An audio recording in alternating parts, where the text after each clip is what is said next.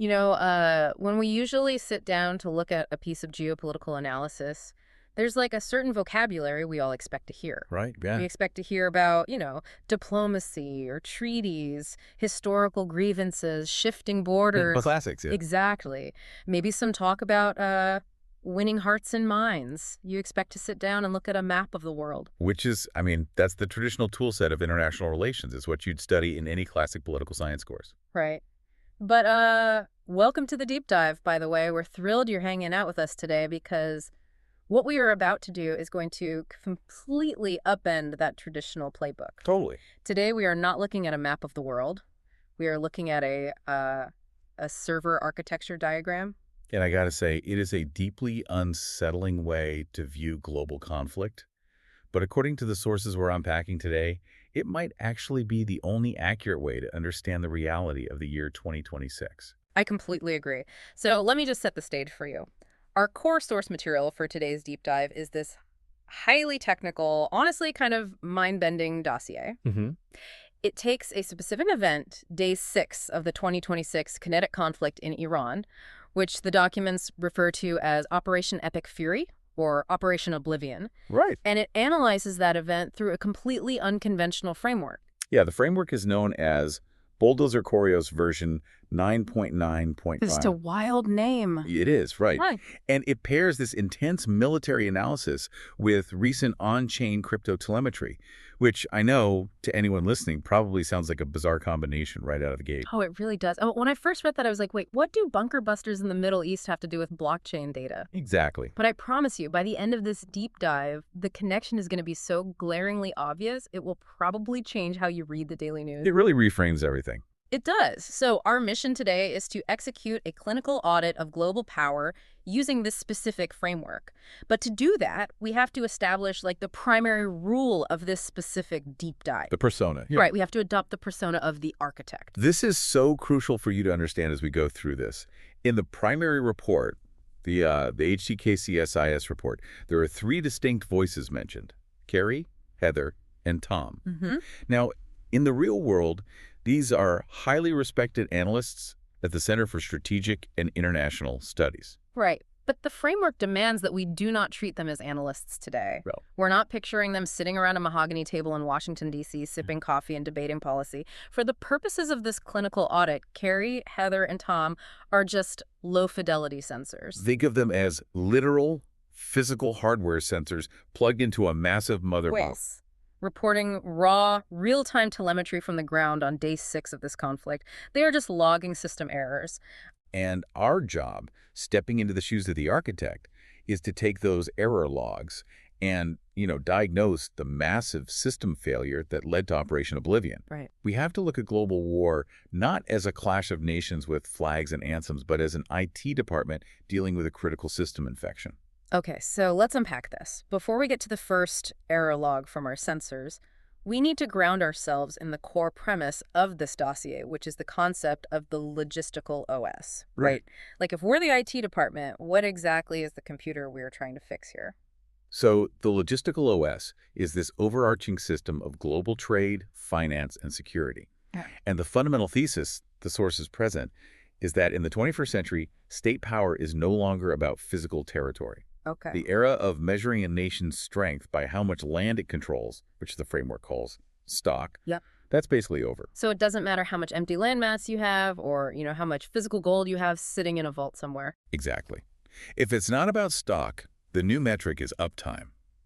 State power is now entirely about network speed, data flows, and the ability to audit and secure global supply chains in real time. It's all about connectivity. Yes, connectivity. If a country successfully synchronizes with this core network, they prosper.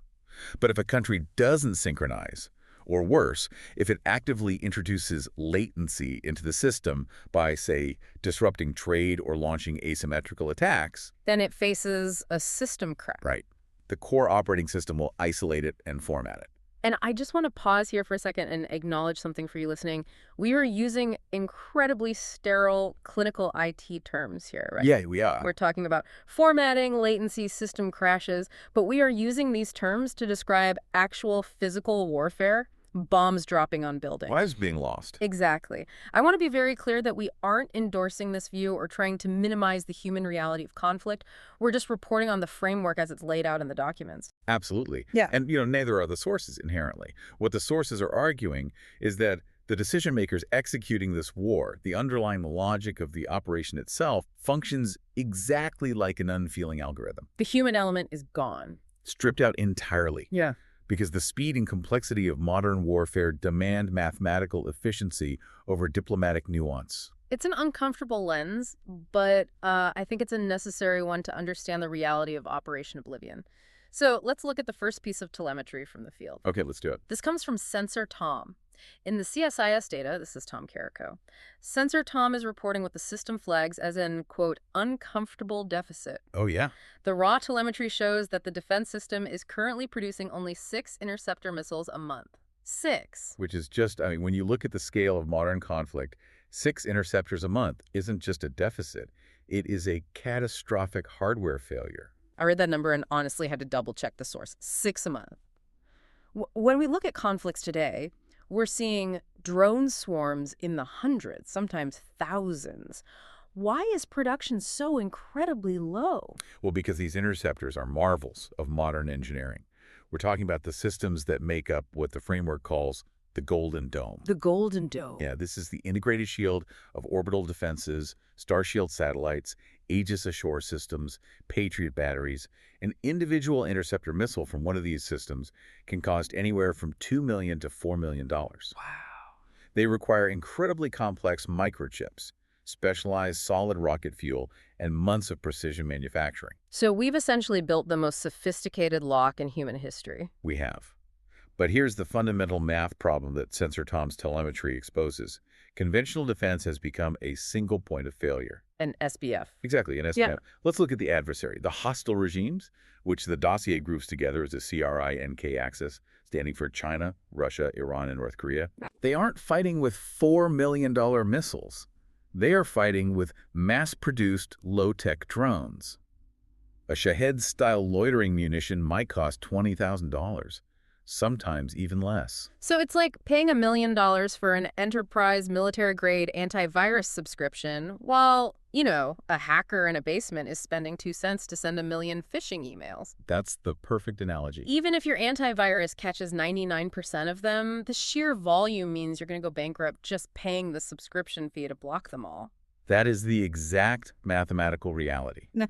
You cannot intercept a continuous wave of $20,000 drones with $4 million missiles indefinitely. Right. If you try, you drain your own system's RAM, you exhaust your defense budget, you deplete your stockpiles, and eventually one drone slips through and destroys a critical power plant. Which completely shatters the old Cold War doctrine, doesn't it? Like, we grew up with Mannian mutually assured destruction. Oh, absolutely. The idea that nobody attacks because everyone would die.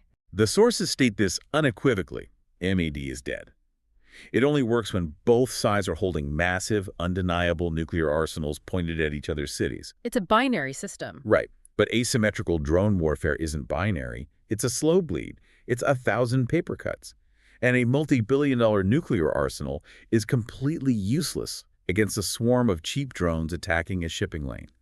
You aren't going to launch an ICBM because a proxy militia blew up a cargo ship. No, of course not. So, as the architect, if the defensive hardware, the Golden Dome, is failing the math test, what does the system do? The architect can't just sit there and watch the budget bleed out. No, it doesn't. According to the BULLDOZER CORE OS framework, the system has an automated macroeconomic response to this deficit. Okay. It executes a protocol called energy asphyxiation.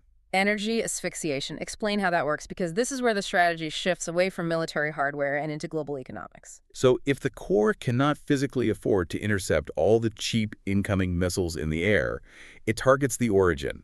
It decides to simply delete the budget that manufactures those drones at the source. Delete the budget? How? It does this through the 50 to 61 oil baseline. The source called it the energy pacifier. The energy pacifier. Walk me through the mechanics of that. How does the core artificially peg the price of global oil? It requires massive logistical coordination. The core floods the global market with domestic shale oil production.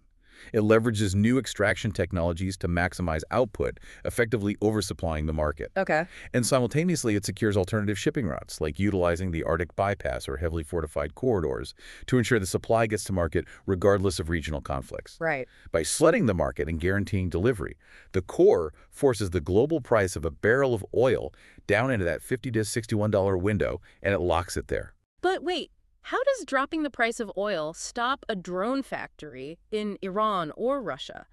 I mean, haven't these countries been dealing with economic sanctions for years? Why is this any different? That's a great question. Sanctions are political rules. They are pieces of paper that say you cannot trade with this entity. Right. And as we've seen, adversaries find workarounds. They use shadow fleets, front companies, complex barter systems. Sanctions cause friction, sure, but they can be bypassed. The energy pacifier isn't a rule. It's physics. It's changing the gravity of the market. Exactly. Let's look at the state budgets of the CRINK axis, particularly Russia and Iran. These are petrostates.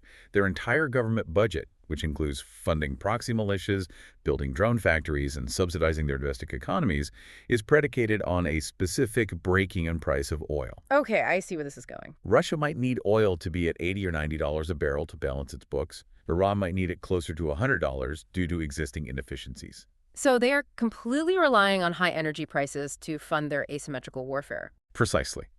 If they are selling their oil on the black market at a discount just to get around sanctions, but the global baseline is artificially crushed down to $50 a barrel by the core, Then they are suddenly selling their primary resource at a massive loss. yes, You literally starve the hardware. The drone factory still exists, the workers are still there, the raw materials might even be sitting right there on the floor.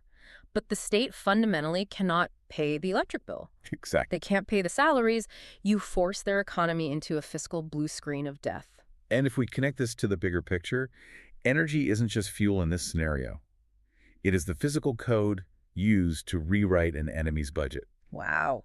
Energy asphyxiation is a non-kinetic logistical execution. It turns the very thing the petrostate relies on from a weapon into a control mechanism used by the auditor. That is just a staggering way to view global economics. It's not just about cheaper gas at the pump for us. It's a deliberate weaponization of abundance to starve an adversary. Right. But obviously, economics takes time, right? It's a slow strangulation. Yeah. And the telemetry from day 6 shows that the system didn't just rely on the slow squeeze. It went highly kinetic.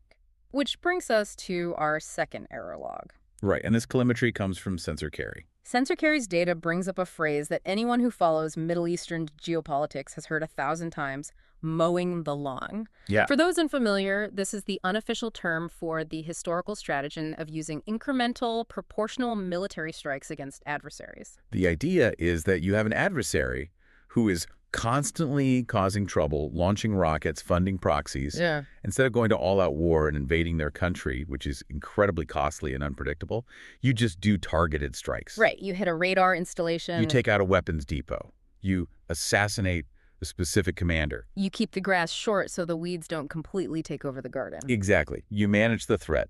You accept a baseline level of violence as normal, and you just trim the excess. But I have to play devil's advocate here for a second.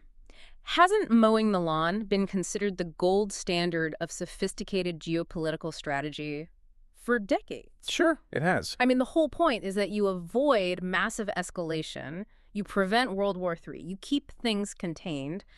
Why are the sources in this dossier absolutely ridiculing this policy as a critical system failure? Because the logistical OS operates on a totally different set of priorities. In a highly connected, globalized system, mowing the lawn acts as a massive memory leak. A memory leak. Okay, you're going to have to explain that to me like I'm 5. What is a memory leak and how does it apply to dropping bombs? Okay, so in computer science, a program needs memory, RAM, to run its processes. When it finishes a task, it's supposed to release that memory back to the system so other programs can use it. Fix 'em. A memory leak happens when a poorly written program claims memory but forgets to release it. It keeps running in the background, claiming more and more RAM. For a while, the computer seems fine. But eventually, the background process consumes all available memory, and the entire system grinds to a halt. It freezes. Okay, I follow that. But how does proportional military response do that to the global system? By constantly managing a threat, but never actually deleting the root vulnerability, you create a state of permanent friction. You are constantly spending resources, constantly deploying assets, constantly reacting. So you're never getting that RAM back. Exactly. And over time, that friction compounds. It makes the global system too expensive to maintain. The dossier calls this logistical hell. Logistical hell. Let's make this concrete. Give me a real-world example of this logistical hell from the telemetry. Let's look at the situation with the Houthis in the Red Sea, the Bab el-Mandeb Strait. The framework refers to this specific geographic choke point as the crescent choke. Right, where roughly 12 to 15% of all global trade passes through. Right. So a proxy militia, the Houthis, uses a modified drone, maybe heavily reliant on cheap Chinese components, to threaten a massive $200 million cargo ship carrying thousands of containers. And the old mowing the lawn strategy says, well, we send a Navy destroyer to the Red Sea to shoot down the drone, we protect the ship. Which is exactly what we saw happen for months. But look at the math of the memory leak. The Corps sends a $2 billion Arleigh Burke-class destroyer to swat a $20,000 drone. Yeah. The drone is destroyed. Tactical victories, right? But a strategic disaster. Complete disaster. Yeah. Because the threat hasn't been eliminated. The root node, the host providing the drones and the targeting intelligence, which in this case is Iran, remains completely untouched. We just trimmed the Houthi grass. Exactly. So what happens? The shipping companies look at the math. They panic. Insurance premiums for traversing the Red Sea spike by 20, sometimes 50%. Which eventually becomes too expensive, so the major shipping lines, Maersk, Hapag-Lloyd, they just stop going through the Red Sea altogether. They divert their massive container ships around the Cape of Good Hope, all the way around the southern tip of Africa.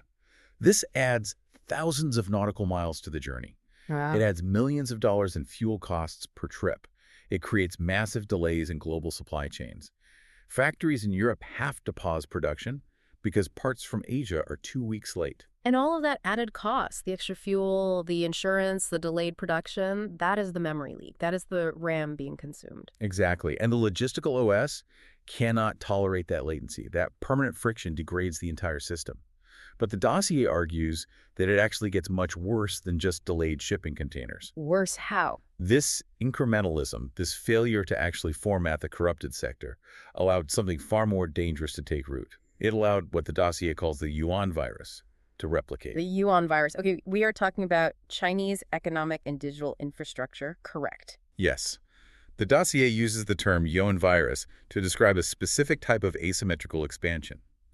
Because the Corps was so distracted mowing the lawn, spending all his energy swatting cheap drones and managing proxy conflicts in the Middle East, it failed to address the primary host of the infection. So it allowed adversaries to exploit the distraction. Exactly. Give me a tangible example of the yuan virus in action. What does that actually look like on the ground?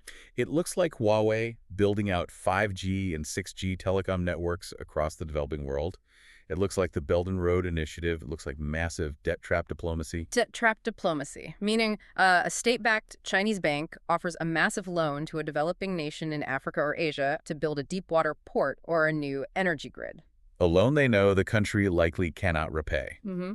And when the country inevitably defaults on the debt, the creditor swoops in and claims a 99-year lease on the physical infrastructure. So suddenly, a foreign adversary controls a critical logistics node in a supposedly neutral country. Yes, and the digital side is even more insidious. Far more. I mean, if you install an adversary's 5G network hardware as the backbone of your country's communication grid, you have essentially handed them the keys to your data. Right. They can monitor traffic, they can introduce backdoors, they can, in a time of conflict, introduce catastrophic latency, or simply shut the network down.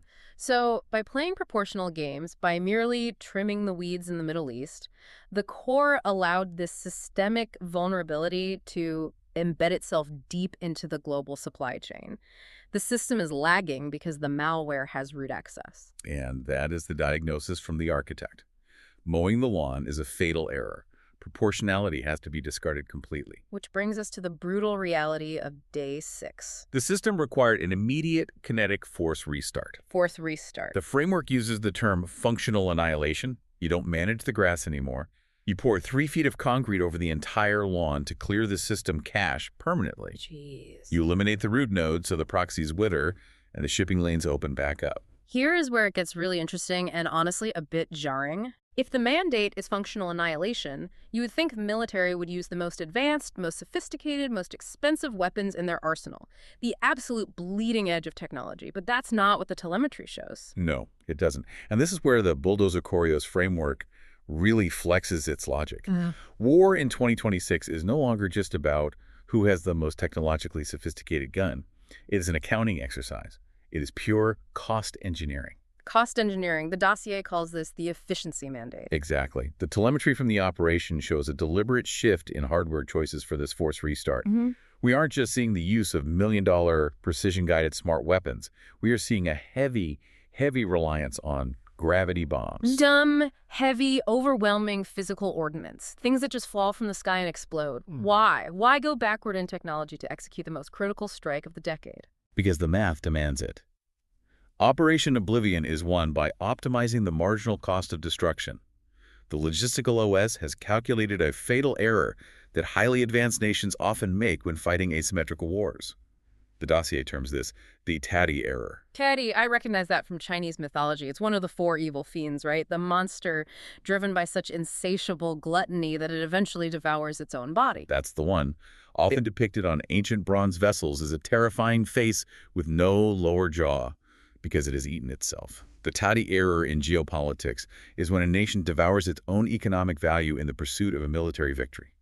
Give me an example of the Taddy error from the sources. If the Corps uses a $3 million precision cruise missile to destroy a $50 canvas tent in the desert because there happens to be a $200 radio inside, the Corps has committed the Taddy error. Yes, you destroyed the enemy's communication node. Tactical victory. But you just incinerated $3 million of your own national wealth to do it. You are devouring your own economic body. You are playing right into the enemy's hands. They want you to spend $3 million on a tent. Okay, that makes perfect sense. So how do gravity bombs solve the Taddy error? It's about what the framework calls the Realpolitik bulldozer. The offensive arm of this logistical OS doesn't do delicate diplomacy, and it doesn't do surgical million-dollar pinpricks. It does engineering-based clearance. I want to focus on that phrase, engineering-based clearance. Well, our adversaries have invested heavily in asymmetric electronic warfare, GPS spoofing, signal jamming, localized EMPs. They know our smart weapons rely on incredibly complex, delicate electronic signals to hit a target through a window from 100 miles away. Right, so they build defenses that scramble those signals. Which means if you fire a $3 million smart missile, there's a good chance it gets confused by a jammer and misses entirely. Wow. Exactly. So the bulldozer bypasses the enemy's expensive electronic warfare entirely by dropping massive, relatively cheap, unguided gravity bombs. It is the materialization of the efficiency mandate. You can't jam gravity. You can't spoof physics. You use overwhelming, highly cost-effective physical mass to physically format the corrupted sectors. You don't try to hack the enemy's proxy server. You don't try to finesse your way through their firewall. You just drop a bunker buster on the data center. Brutal. The marginal cost of destruction is incredibly low for the core, the effectiveness is absolute, and the latency in the system is reduced to zero permanently.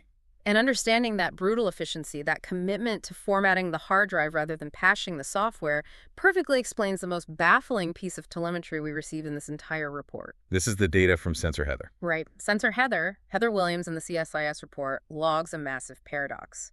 She is looking at the telemetry of the kinetic strikes, and she asks one simple, profound question: why hit again? It is the critical question of day 6. It's the moment that separates traditional geopolitical analysis from the logic of the Bulldozer Core OS. Let me just set the context for the listener. The telemetry shows that the Iranian nuclear facilities, the primary targets of Operation Oblivion, had already been damaged. They had already been hit in previous smaller skirmishes. The surface structures were compromised. The regime's progress was seemingly halted. So Sensor Heather is looking at the board using traditional analysis and asking, why the absolute unprecedented overkill in February and March of 2026? Right here. Why is the bulldozer coming back with its heaviest equipment just to crush rubble? Because the logistical OS ran a deep diagnostic and identified a hidden critical vulnerability. It found what the dossier calls a nuclear self-repair bug. Self-repair bug. Okay, explain the mechanics of that. How does a bombed building repair itself? It doesn't repair the building. It repairs the capability. The clinical diagnosis by the architect was terrifying. If the core had just relied on the previous surface strikes, essentially just mowing the lawn again, it would have put the nuclear facilities offline temporarily. And the world would have celebrated a diplomatic and tactical victory. Exactly. The headlines would say the threat was neutralized. But the telemetry indicated otherwise. The telemetry showed that the regime's fundamental firmware had been secretly rewritten. This goes back to the summer of 2025. The sources indicate that Chinese tech backdoors and advanced engineering support had been deeply integrated into the Iranian infrastructure. The Ionaris again. Yes. The proxy host was infected with resilient code. If the core just damaged the surface structures, the administrative buildings, cooling towers above ground, that backdoor firmware would have allowed the regime to stealthily reboot. So they weren't actually stopped. Not at all. They had the technical blueprints, the covert supply chains, and the hardened underground spaces to simply rebuild the centrifuges deeper, faster, and more efficiently. Within a year or two, they would reestablish the threat, and the system would be right back in logistical hell. I see. So the architect realizes that a surface strike isn't a solution. It's just hitting the snooze button on a nuclear alarm. What's fascinating here is the core didn't just want to unplug the machine. It wanted to melt the motherboard. It determined that a total unrecoverable strike was a mandatory security patch. And the execution of this patch, what the operation calls the dark switch, was an absolute masterpiece of synchronized, ruthless engineering. It all took place over a tightly controlled 72-hour window. Let's walk through that 72-hour operation step by step, because the telemetry on this is mind-blowing. It really highlights the blending of digital and physical warfare. Let's start with step one, the execution of the dark switch itself. Step one wasn't a bomb. The dark switch was a combined kinetic digital attack. The core deployed a highly advanced malware payload referred to as NitroZeus 2.0. I want to pause on that name, NitroZeus. For those who don't know, the original NitroZeus was a massive cyber warfare plan developed by the U.S. years ago, designed to shut down Iranian infrastructure if a conflict broke out. Right. It was sort of the much bigger, much scarier cousin to Stuxnet, the worm that famously destroyed Iranian centrifuges. Precisely. Stuxnet was a scalpel. NitroZeus was designed to be a sledgehammer. And NitroZeus 2.0, as deployed in this 2026 scenario, was the execution of that sledgehammer. Okay. This wasn't just a hack to turn the lights off or deface some websites. It specifically attacked the SCADA controllers. SCADA, supervisory control, and data acquisition. The industrial computers that actually control physical machinery. Right. The logic systems of the tap in your power grid. The malware infiltrated these systems and sent malicious physical commands. It forced the massive 400 kilovolt transformers across the country to physically overvolt. Wow. It pushed them past their hardware limits until they literally melted and caught fire. So it's not a temporary blackout where you just reboot the computer. The physical hardware required to route electricity is reduced to slag. It caused a total, unrecoverable physical-digital blackout across the entire nation. The servers are physically burning. The grid is gone. Okay, so the country goes dark, the screens go black, then the system moves to step two. Step two was the deployment of specialized electronic warfare aircraft, specifically the EA-18G Growlers. These are Navy jets, right, based on the Super Hornet, but instead of carrying missiles, they carry massive jamming pods. Exactly. They flew into the airspace and created what the framework calls a bubble of silence. Explain the bubble of silence. What does that actually feel like on the ground? It means they flooded the entire electromagnetic spectrum with so much noise, so much chaotic energy, that they essentially fried all radio, cellular, and electronic communications. So even if a military base had backup diesel generators that survived the dark switch, their radios wouldn't work. Completely useless. The Iranian Revolutionary Guard couldn't receive orders from high command, and they couldn't give orders to their field units or their proxy militias. So they're completely blind. Their radar screens showed snow. Their radios played static. The entire military network was completely isolated into a million disconnected blind nodes. It's the ultimate sensory deprivation. The system has been blinded and deafened. And then we reach step three, the final formatting. This is where the engineering-based clearance is finalized. With the air defenses blinded and the command structure paralyzed, B-2 stealth bombers entered the airspace unchallenged. And they didn't drop precision cruise missiles, they dropped GBU-57 MOPs. MOPs, massive ordnance penetrators. These are the ultimate gravity bombs. We really need to give people a sense of scale here because the word bomb doesn't quite cover it. No, it doesn't. A GBU-57 MOP is a 30,000-pound cylinder of hardened steel packed with high explosives. It is roughly 20 feet long. That's massive. It doesn't just explode when it hits the ground. It uses its massive kinetic energy, just the sheer physics of 30,000 pounds dropping from high altitude to punch through earth, concrete, and solid rock. And the telemetry highlights two specific locations, Fordo and Natanz. These are the crown jewels of the Iranian nuclear program, and they are buried deep underground. Fordo, in particular, is built literally inside a mountain. And that is exactly why the B-2s and the MOPs were required. Mm. The architect understood that the only way to cure the nuclear self-repair bug was to guarantee kernel integrity. The kernel, meaning the absolute core of the operating system, the physical centrifuges enriching the uranium. Yes. To reach the kernel, the MOPs had to penetrate up to 60 meters of solid mountain rock and reinforced concrete before detonating. 60 meters. The goal wasn't to damage the centrifuges. The goal was to completely entomb them, to collapse the mountain itself down onto the facility so that it could never, under any circumstances, be dug out and rebooted. And listening to this sequence, the melting transformers, the deafening static, the collapsing mountains, it is incredibly violent. But the takeaway from the BULLDOZER CORE OS framework is that this violence wasn't emotional. It wasn't about punishing the regime. It wasn't about sending a diplomatic message to the international community. Right. There's no, we hope you learned your lesson here. In the logistical OS, there are no messages. There are only system states. The kernel had to be sealed. The fatal error had to be physically buried under a mountain of rubble so the global system could resume normal operations without the constant looming threat of a nuclear-armed proxy host causing catastrophic latency. It was a cold, calculated administrative action. Exactly. And the way the rest of the region reacted to this brutal administrative action is where traditional geopolitical analysis completely and utterly fails. This is one of the most fascinating parts of the dossier. It exposes a massive blind spot in how we consume news. Exactly. Because if you read the traditional headlines surrounding a massive military escalation in the Middle East, the narrative is always the same. The region holds its breath. Neighboring countries are nervous. Right, the usual talking points. You'd think the Gulf states are hiding under their desks, terrified that the conflict is going to spill over their borders and engulf them in a regional war. But our sources state that this narrative of regional fear is a fundamental geopolitical misread. It's like assuming a massive billion-dollar server farm is terrified of a violent thunderstorm outside, when in reality, the servers don't care about the rain. They just want the power company to fix the down grid so they can get back to processing data. That's a great way to put it. Our sources say the narrative of a terrified Middle East is completely backwards. To understand why, we have to reevaluate how we view the Gulf states. Saudi Arabia, the United Arab Emirates, Qatar. Traditional analysis views them as fragile, oil-rich kingdoms caught in the crossfire of centuries-old religious and territorial disputes, the Sunni-Shia divide. And I have to push back here, because those historical and religious tensions are very real. You can't just wave away thousands of years of history. Are we really reducing the complexities of Middle Eastern geopolitics to they just want better Wi-Fi for their data centers? We aren't waving away the history. We're recognizing that the incentive structure has fundamentally shifted in 2026. The framework argues that the Gulf states have evolved.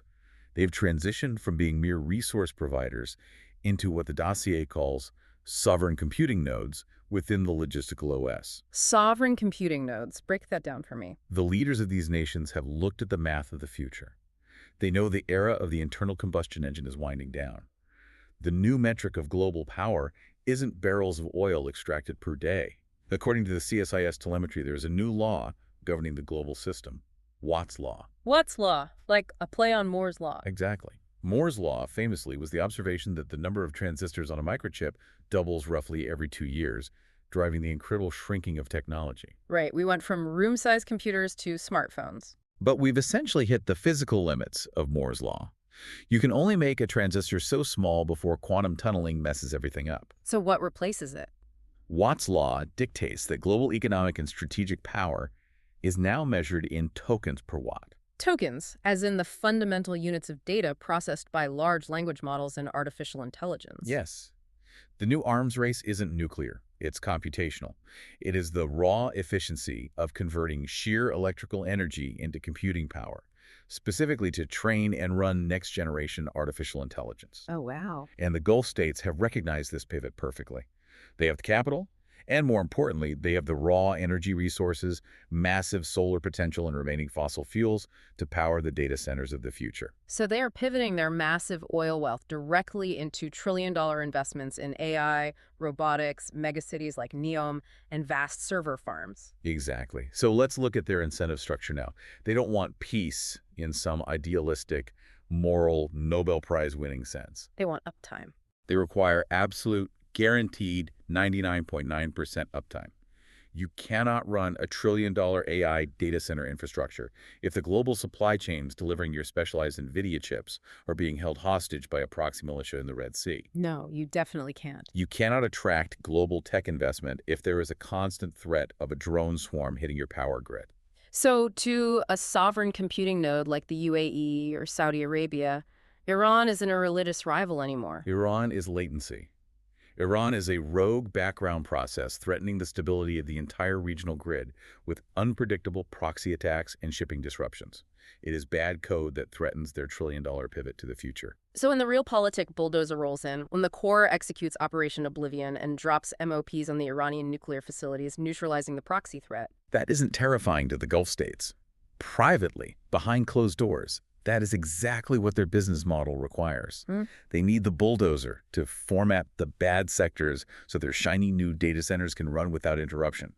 The conflict isn't a threat to them.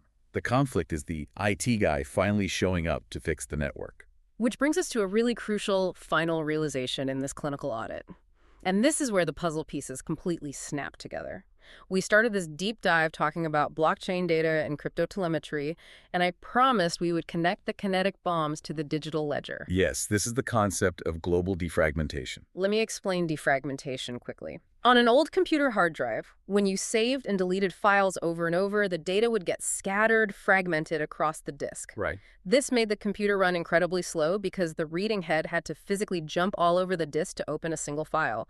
You had to run a defrag program to reorganize all the data neatly into contiguous blocks, making the system fast and efficient again. The Bulldozer Core OS operates on all layers simultaneously, the physical and the digital, the kinetic strikes we just discussed. That was the physical defragmentation of the Middle East.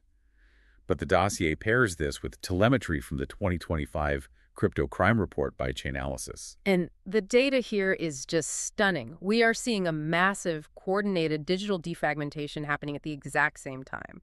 The Chainalysis report shows that in 2024, ransomware payments actually dropped by a staggering 35%. That is a massive, unprecedented decrease in a crime that had been growing exponentially for a decade.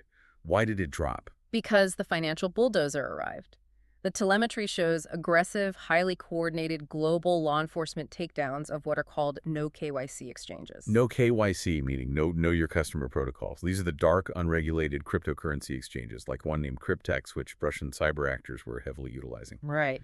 These are the platforms where a ransomware group could take the Bitcoin they just extorted from a hospital and swap it for clean cash, completely anonymously. Without an off-ramp, the stolen crypto is useless. And the blockchain analysis, the on-chain telemetry, reveals something fascinating about the nature of these networks. The analysts traced the flow of funds on the public ledger and found direct, overlapping links. They found that Iranian state-sponsored ransomware actors, global ransomware as a service syndicates like Lockbit and Akira, and these Russian darknet exchanges, they were all using the exact same financial infrastructure. The networks overlapped. So if I'm understanding the logic of the framework correctly, taking down a digital fraud shop or seizing the servers of a darknet market is basically the exact same protocol as dropping a bunker buster on a rogue nuclear facility.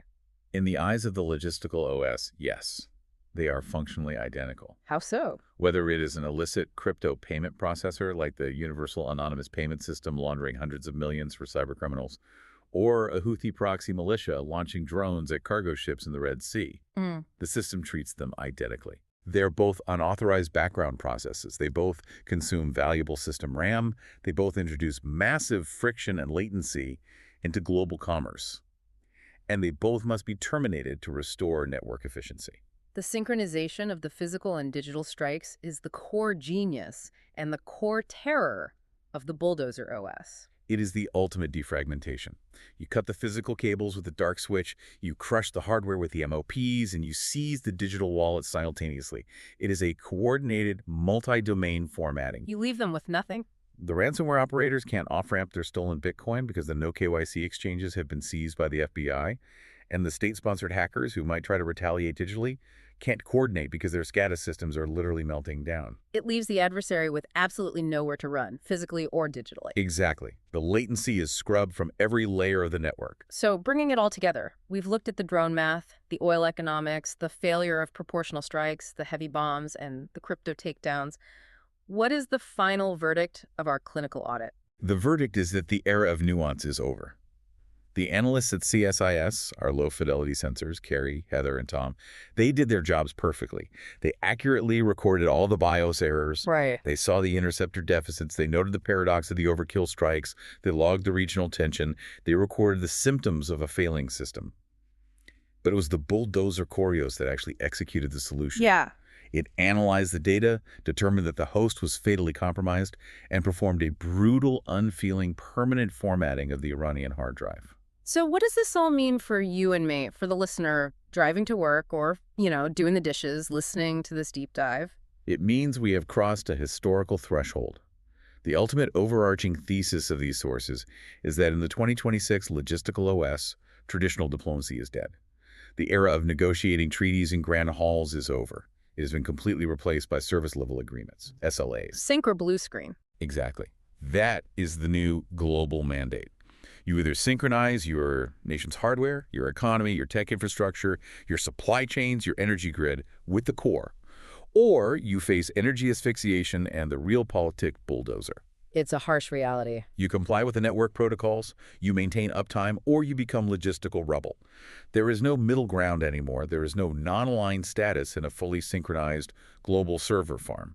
You are either part of the network or you are latency, and latency is deleted. That is a profoundly heavy reality to process, because if global survival now depends purely on having compatible, audited, seamlessly synchronized hardware, it fundamentally changes how you view the world around you. It forces you to look at your own environment differently. It really does. Take a look around your own home today. Look at your own city, your own country's infrastructure. Think about the telecommunications networks routing the data see in your phone right now. Think about the energy grids powering your life, the supply chains bringing food to your local grocery store. Are they secure? Are they efficient? Because if the bulldozer ran a clinical audit on your network today, would you be classified as synchronized and vital to the uptime? Or would you be flagged as latency and scheduled for deletion?